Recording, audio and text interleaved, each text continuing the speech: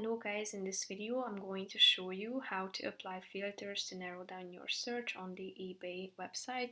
But first I just want to mention, don't forget to subscribe to my channel because at 10,000 subscribers I am going to show you my whole YouTube revenue statistics and growth strategy, how to make money online. Now let's jump into it. First of all, open the website on your device and after that go to your home page.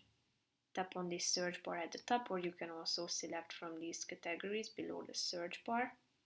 So type in the name of the product that you are looking for, tap on search, and here you can find these filters that you can apply to narrow down your search on the left side, such as category, connectivity can be set, as well as the maximum resolution. So tap on the relevant boxes. You can select the RAM size, processor speed, display type, battery runtime, and other features can be selected, and after that you will be able to check out the relevant results according to your set preferences. So that's pretty much it for this video guys. See you in the next one. Bye bye.